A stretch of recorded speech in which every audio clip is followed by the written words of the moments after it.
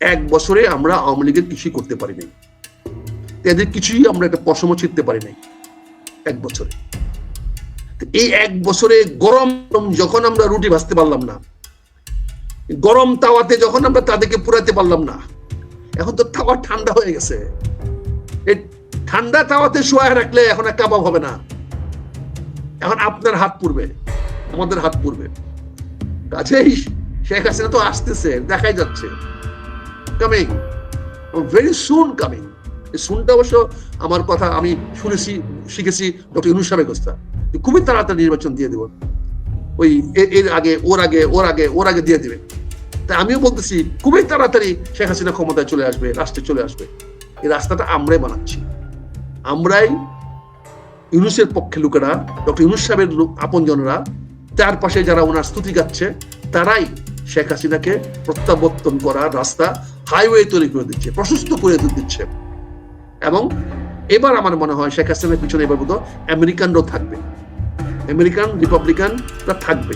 থাকার আলামতি দেখতে পেলাম, চার্জ ডি অ্যাফেয়ার্স আইসা এনশিওর করে গেল যে ওই গোলাগুলি করবে না, জঙ্গি দমনে জিরো টলারেন্স বলেছে। তো তার মানে কেউ যদি নিরসন মিছিল করে আসে তাদের কিছু বলবে না, এই নিশ্চয় তারা নিয়ে নিয়েছে। আর ভারত তো আছেই, আর ভারত যেহেতু 25% কমায় নিয়ে আসতে পারছে, তার মানে তাদের সঙ্গে ভারতের সম্পর্কটা ভালো, আরো ভালো হয়। আর আমরা তো কমাইতে পারবো না, আমরা গেছি বোয়িং কিনতে, আমরা এখন থেকে ঢাকা বরিশাল বোয়িং ফ্লাইট করবো। আপনি বাড়ি সিলেট না কোথায়? আপনি বাড়ি কোথায়?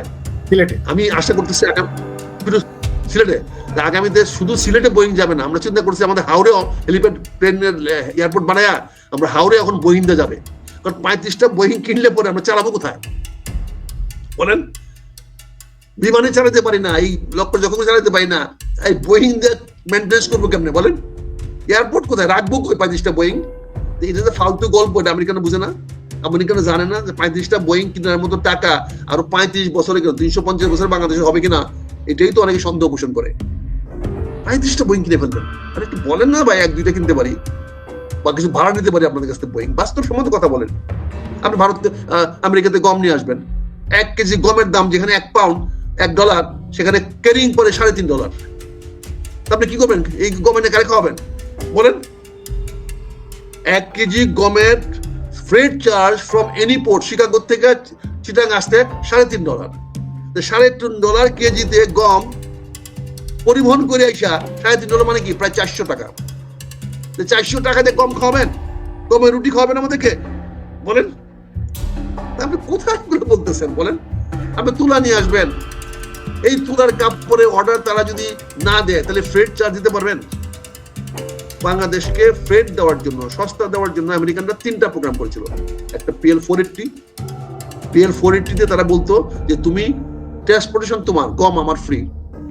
যে গম তারা ফেলে দিত, বি গ্রেড সি গ্রেড গম ফেলে দিত, এই আইয়ুব খানের আমল থেকে নিয়ে পরে বাংলাদেশে বঙ্গবন্ধুর সঙ্গে কূটনৈতিক সম্পর্ক নাই, স্বীকৃতি দেয় নাই, তারপরে PL480 চালু করছিল। এই PL480 আমাদেরকে ফ্রি গম দিত, কিন্তু ক্যারি করতে হতো আমাদের, ট্রান্সপোর্ট করতে হতো আমাদের। এই বাংলাদেশের প্রথম লাইনের যে বড় লোক হয়েছে, কোটিপতি হয়েছে, এই PL480 ট্রান্সপোর্টেশন করে, ফরওয়ার্ডিং করে এই প্রথম আমাদের দেশে কোটিপতি তৈরি হয়েছে। এই PL480 বিনা পয়সা দিয়ে তো আনতো, তারপরে গমের হিসাব ছিল না, চুরি চামারি হইতো। তারপরে আস্তে আস্তে আমাদের স্টাইলও হয়েছে ভাই। 75, 76, 80 সন পর্যন্ত বাংলাদেশে একটা জাহাজের গম রাখার গোডাউন ছিল না। একটা পুরো জাহাজের 15,000 থেকে 30,000 টন গম আসতে পারে, সেই গমটা রাখার মতো কোনো গুদাম ছিল না আমাদের। আর এখন তো 1 থেকে 1.5 লাখ, 2 লাখ, 3.5 লক্ষ টন দিয়ে একটা জাহাজ আসে আমেরিকান পরিবহন করে। এই 3.5 লক্ষ টন গম আনলেও আমাদের সাইলোতে এখনো জায়গা নাই, ওই সাইলো নাই, এত বড় সাইলো নাই এখনো। সবচেয়ে বড় সাইলোর ক্যাপাসিটি হলো 60,000 টন। তা একটা জাহাজ যদি আমি 1 লক্ষ টন গম আনি, রাখবো কই? শিপে রাইখা দিলে শিপের ভাড়া কে দিবে? অবাস্তব কথাবার্তা বললে হবে, খালি কথা বললে হবে বলেন? আপনাকে আমেরিকার বাজারটা ভুলে দিতে হবে, ফরগেট ইট। আমেরিকান বাজার বাংলাদেশের জন্য না। ওখানে ভিক্ষা থেকে কিছু আনতে পারবো কি আমরা? আমাদের ছেলেরা কেউ ট্যাক্সি ম্যাক্সি চালায়, ওভার টোভার চালায় বাঁচতে পারবে। এই চাকরি দিবে কদিন পরে, ইউনিভার্সিটি ভর্তিও করতে দিবে না, অলরেডি বলে দিয়েছে। বিদেশি ছেলেদের ভর্তি করলে অনেক টাকা দিতে হবে আমেরিকান গভর্নমেন্টকে। ওই টাকা দিয়ে আর আমার ছেলে মেয়ে এখন আমেরিকাতে পড়তে পারবে না। হ্যাঁ তারা আমাদের রাখবে, কি ওভার চালাতে রাখবে। এই দেখেন একটা ছেলেকে পুলিশে চাকরি দিয়েছিল, এটা মারা ফেলেছে নিউ ইয়র্কে, বুঝছেন না, যাতে আর কোনো বাঙালিরা যেন আবার এই পুলিশে না ঢুকে। বুঝতে পারছেন, এগুলো তো পরিকল্পিত, এগুলো মনে করেন না যে অ্যাক্সিডেন্টাল দুর্ঘটনা না, এগুলো পরিকল্পিত। এই ছেলেটা ওয়াজ প্রমিসিং, ওখানে নিউ ইয়র্কের মেয়র, একজন এশিয়ান হওয়ার কথা, সে খুব পপুলার। এখন এই ছেলেটার মৃত্যুর পরে এশিয়ানদের উপর কি চাপ পড়বে? তার উপর চাপ পড়বে না? বলেন, এই বাঙালি ছেলেটার বলি পাঠা করে আপনি ওই মেয়রকে, আপনি ওই মেয়রের ভোট নষ্ট করতে চাচ্ছেন, যেখানে ট্রাম্প বলতেছে আমি তাকে ডিপোর্ট করে দেবো, আমি তাকে আমেরিকাতে বের করে দেবো। যেই মেয়র সম্বন্ধে, মেয়র প্রার্থী সম্বন্ধে ট্রাম্প প্রকাশ্যে ঘোষণা দিয়েছে যে আমি ওকে আমেরিকা থেকে বের করে দেবো। চিন্তা করেন, এখন ওই ছেলেটা মারা গেল এবং এই যে এশিয়ান 2-3টা পুলিশ মারা গেল, এটার দায় দায়িত্ব মেয়রের উপরে যাবে না? কারণ অনেকে আমার বাংলাদেশ জানে না, ইন্ডিয়া নিউ ইয়র্কের পুলিশ চালায় মেয়র, পুলিশ ট্রাম্পের অধীনে না, new York police new York মেয়রের অধীনে। ওখানে কোনো স্বরাষ্ট্রমন্ত্রী নাই, পুলিশ মন্ত্রণালয়ে। নিউ ইয়র্কের বা আমেরিকান বড় বড় সব জায়গায় রাজ্যের পুলিশ হলো ওই রাজ্যের গভর্নরের অধীনে, বা শহরে গুলো ওই সিটির মেয়রের অধীনে। নিউ ইয়র্ক পুলিশ সিটি মেয়রের অধীনে। তো সিটি মেয়রের অধীনে পুলিশটাকে মেরে ফেললো একটা বাঙালি ছেলেকে, এর কোন প্রতিবাদ বাংলাদেশ সরকার জানাইছে? এর কোন প্রতিবাদ বলছে যে আমার ছেলেটাকে কেন মারলো? হোক সে আমেরিকান সিটিজেন, তার ডলারটা তো মজা লাগে, তার ডলারটা পাঠাইলে আপনি খুব পুলকিত হন ভাই। রূপক বাবু, ডলারটা পাঠাইলে আপনি খুব ভালো মানুষ, তা আপনাকে যুক্তরাজ্যে মেরে ফেললে তখন তাকে জিজ্ঞাসা করবো না কেন মেরে ফেললা? হ্যাঁ, আজকে আমেরিকান সিটিজেনকে বাংলাদেশে মানেন তো? দেখেন তো ক্লিক হয়ে মোরক, তারপরে কি অবস্থা হয় আপনার, জিরো টলারেন্স কোথায় যায়? এগুলো বললে আমি ভালো না, এগুলো কেন আমি বলি, কিন্তু অন্যায়টা কি বললাম বলেন আমাকে? এই ছেলেটা তো আমার রত্ন, এই ছেলেটা নিউ ইয়র্ক পুলিশে একটা চাকরি পেয়েছে, ভালো চাকরি পেয়েছে, পুলিশ অফিসার এবং প্রাইড অফিসার, তাকে মেরে ফেললেন, আমরা কিছু বললাম না। ওয়াই? সবকিছু মিলে আমেরিকাতে একটা আমার বাঙালি ছেলে পুলিশ চাকরি করতে পারবেন, তাকে মেরে ফেলবেন, সে বিচার চাইতে পারবো না, হোক সে আমেরিকান সিটিজেন। কিন্তু আজকে আলী রিয়াজকে আপনি কিছু করতে পারবেন বাংলাদেশে? আলী রিয়াজকে কিছু করে দেখেন, আমেরিকান গভর্নমেন্ট কিভাবে তার পক্ষে চলে আসে। কিন্তু আলী রিয়াজ আমার 12টা বাজাতেছে, আমার দেশে সর্বনাশ করতেছে, 6 মাস ধরে আমাদেরকে নাকে রশি দিয়ে ঘুরাইতেছে রাজনীতিবিদদেরকে। তো ভাগ্যিস ভালো, তৃতীয় শ্রেণীর রাজনীতিবিদ নিয়ে ঘুরাচ্ছে সে। বঙ্গবন্ধুর আত্মস্বীকৃত খুনিরা বঙ্গবন্ধু হত্যার পরে যারা ক্ষমতায় এসেছিলেন তাদের প্রায় সকলেরই পৃষ্ঠপোষকতা পেয়েছে, পুনর্বাসনের সুযোগ পেয়েছে। 1975 সালের 15 আগস্ট বঙ্গবন্ধুকে সপরিবারে নির্মমভাবে হত্যা করার পরে সেই খুনিদের কিভাবে প্রশ্রয় দেওয়া হয়েছিল, এমনকি বঙ্গবন্ধুর খুনের পরে কিছু সেনা কর্মকর্তা যখন জিয়াউর রহমানের কাছে যান, অতি প্রত্যুষে তারা যখন জানান যে president is dead, Ziaur Rahman বলেছিলেন so what, vice president will take over. Vice president তো নয়, স্পিকার নয়, বরং বঙ্গবন্ধুর খুনের বিশ্বাসঘাতক খন্দকার মোস্তাককে রাষ্ট্রীয় আসনে বসাবার পরে জেনারেল জিয়াউর রহমান সহ সেনাবাহিনীর কর্মকর্তারা তাকে অভিনন্দন জানিয়েছিলেন। স্বল্প সময়ের ভিতরে পরিস্থিতি পাল্টে গেল, একজন বিচারপতিকে বসানো হলো, কদিনের মাথায় তাকে সরিয়ে দিয়ে জিয়াউর রহমান নিজেই প্রধান সামরিক আইন প্রশাসক এবং রাষ্ট্রপতি ঘোষণা করলেন নিজেকে। এবং বঙ্গবন্ধুর আত্মস্বীকৃত খুনিরা গ্রানাডা টেলিভিশন, চ্যানেল 4, ITV এবং চ্যানেল আই এর জিল্লুর রহমানের সঙ্গে দেওয়া সাক্ষাৎকারে তারা পরিষ্কারভাবে বলেছেন যে কিভাবে জিয়াউর রহমান তাদের সহায়তা করেছিল এবং জিয়াউর রহমানকেই তারা উপযুক্ত অভিভাবক মনে করে তাকেই ট্রাস্ট করেছিলেন। এবং এর পূর্বে কিভাবে জিয়াউর রহমানের সঙ্গে বিভিন্ন সময় তারা আলোচনা করেছেন, বৈঠক হয়েছে, সমস্ত তথ্যপত্র তারা উপস্থাপন করেছেন। কতবার তারা স্থানীয় মার্কিন হাইকমিশনে গিয়েছেন, বিভিন্ন রকম তথ্য এসেছে। এবং জিয়াউর রহমানের জীবদ্দশায় কিভাবে তাদেরকে বিশ্বের বিভিন্ন দেশে অর্থাৎ 12টি হাইকমিশনে তাদেরকে প্রতিষ্ঠিত করা হয়েছিল বিভিন্ন পদে। আত্মস্বীকৃত খুনিদেরকে দেশ থেকে বেরিয়ে যাওয়ার সময় তাদের পরিবারকে নিয়ে যাওয়া, তারা ব্যাংককে গিয়ে থাকা, পাকিস্তানে যাওয়া, তাদের আর্থিক সহায়তা, সমস্ত ব্যবস্থা তিনি করেছিলেন।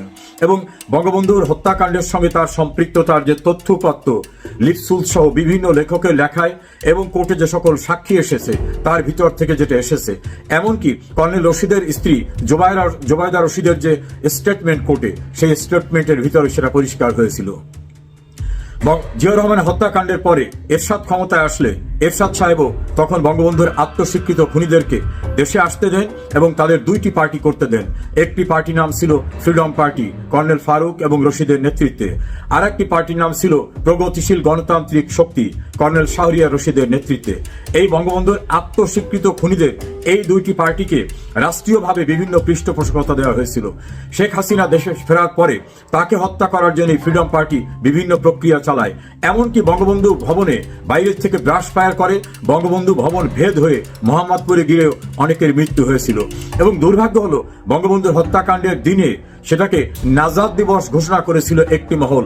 সেই নাজাত দিবসের অনুষ্ঠানে দেশের একজন বিচারপতিও সেখানে অংশগ্রহণ করেছিলেন এবং বিদেশে থাকা, লিবিয়ায় থাকা এক ব্যক্তিকে বাংলাদেশে এনে তাকে বিমান বাহিনীর প্রধান করা হয়েছিল এবং 7 দিনের মাথায় সেনাবাহিনীর প্রধানকে সরিয়ে দিয়ে জেনারেল জিয়া নিজেই সেনাপ্রধান হয়ে গেছিলেন।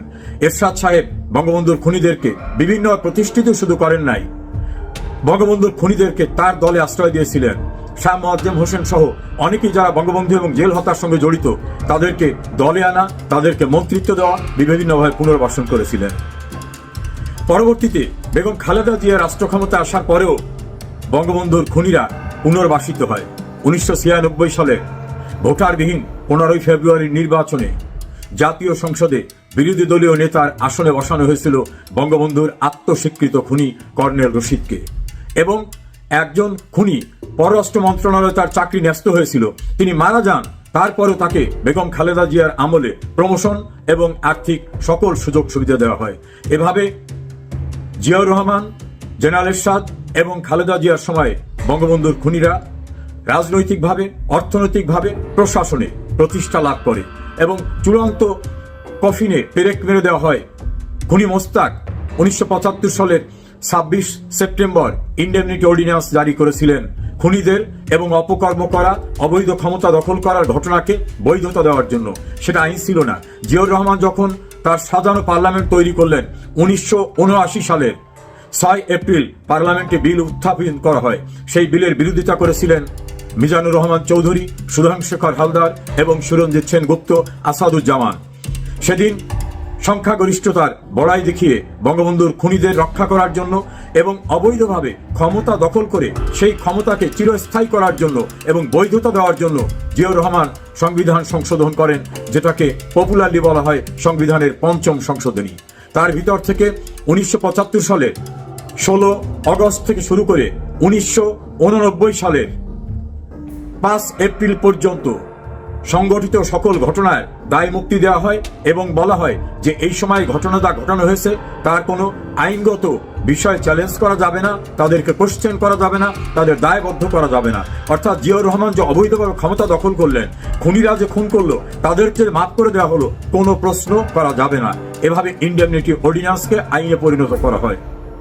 কিন্তু যখন ইন্ডেমনিটি অর্ডিন্যান্স বৈধ কে অবৈধ এই বিষয়টা দেশের সর্বোচ্চ আদালতে যায়, হাইকোর্ট ডিভিশন এবং অ্যাপিলেট ডিভিশন, সেখানে অ্যাপিলেট ডিভিশন চূড়ান্তভাবে মন্তব্য করেন যিনি ইউজার বার, অর্থাৎ যার কোনো অধিকার ছিল না ওই শক্তি, ওই ক্ষমতা, ওই দায়িত্ব গ্রহণ করার, তিনি যাই করুন না কেন, তারপরে যত বৈধতা দেওয়ার চেষ্টা করুন না কেন, এটা অবৈধ। এজন্য রায় বলা হয়েছিল এটা রাষ্ট্রদ্রোহিতা, হাইলি রাষ্ট্রদ্রোহিতা, সংবিধান লঙ্ঘন, দেশের বিরুদ্ধে কাজ করা এবং ফৌজদারি অপরাধ। এবং তাদের এই অপরাধমূলক কর্মকাণ্ডকে যাতে আইনের মাধ্যমে বিচারের মুখোমুখি করা যায় সেজন্য পেনাল প্রভিশন অর্থাৎ দণ্ডের আইন প্রণয়ন করার জন্য ইনস্ট্রাকশন দেওয়া হয়েছিল। এভাবেই সংবিধানের 7 এ ধারাকে সংযুক্ত করা হয়। 7 এ অনুচ্ছেদে সংবিধান পরিপন্থী কাজ করার জন্য রাষ্ট্রদ্রোহিতার অভিযোগ এবং রাষ্ট্রদ্রোহিতার সর্বোচ্চ শাস্তি পাবে, এভাবে এই বিধানটি করা হয়। আমরা কনক্লুশনে বলতে পারি বঙ্গবন্ধুকে হত্যা করার পরে অবৈধভাবে ক্ষমতা দখল করা খন্দকার মোস্তাক, পরবর্তীতে একজন বিচারপতি, তাদেরকে সরিয়ে দিয়ে জিয়াউর রহমান এবং তার ধারাবাহিকতায় পরবর্তীতে আবার সামরিক শাসন জারি করে সংবিধান লঙ্ঘন করে ক্ষমতা দখলকারী জেনারেল এরশাদ এবং খুনিদেরকে পার্লামেন্টে নিয়ে আসার যে ন্যাক্কারজনক ঘটনা বাংলাদেশের ইতিহাসে ঘটেছিল, সেই ঘটনায় বেগম খালেদা জিয়াও দায় মুক্ত হতে পারেন না। কারণ তার সময়ে 96 15 ফেব্রুয়ারি সংসদের বিরোধী দলীয় নেতার আসনে বসেছিল বঙ্গবন্ধুর আত্মস্বীকৃত খুনি কর্নেল রশিদ। এভাবেই বঙ্গবন্ধুর খুনের বৈধতা দেওয়ার চেষ্টা করা, খুনিদের রক্ষা করার চেষ্টা করা, তাদেরকে সূর্য সন্তান বলা, বঙ্গবন্ধুর হত্যার দিনকে নাজাত দিবস করা, এভাবে নগ্নতার ভিতর থেকে যারা আত্মরক্ষার চেষ্টা করেছিলেন তাদের আত্মরক্ষা হয়নি। এই অগস্ট মাসে সেটাকেই মনে করার জন্য আমার এই কন্টেন্ট। বঙ্গবন্ধুর খুনিরা পরিত্রাণ পায়নি। ইতিহাস ঘাটলে দেখা যায় অপরাধ করে অপরাধীরা আত্মরক্ষার করার জন্য যতই আইন করুক, অপরাধের কখনো ক্ষমা হয় না। আজ হোক কাল হোক একদিন বিচারের মুখোমুখি তাদের হতে হয়। ইতিহাস তাই বলে। বঙ্গবন্ধুর খুনিদের, জেল হত্যার অপরাধীদের, মহান মুক্তিযুদ্ধে অপরাধকারীদের দাম্ভিকতা চূর্ণ হয়ে গেছে। বঙ্গবন্ধুকে হত্যার পর 1975 সনের 31শে ডিসেম্বর জেলখানার গেট খুলে দিয়ে যুদ্ধ অপরাধী, দালাল আইনে গ্রেপ্তারকৃত, সাজাপ্রাপ্ত, বিচার চলমান, তদন্ত চলমান 37,000 মানুষকে মুক্তি দেওয়া হয়েছিল। তাদেরও কিন্তু বাংলাদেশে বিচার হয়েছে। কোনো অপরাধী বিচারের দায় থেকে অব্যাহতি পায় না। বঙ্গবন্ধুর খুনিদের চূড়ান্ত বিচার করতে সময় লেগেছিল 34 বছর, কিন্তু বিচার হয়েছে। এটাই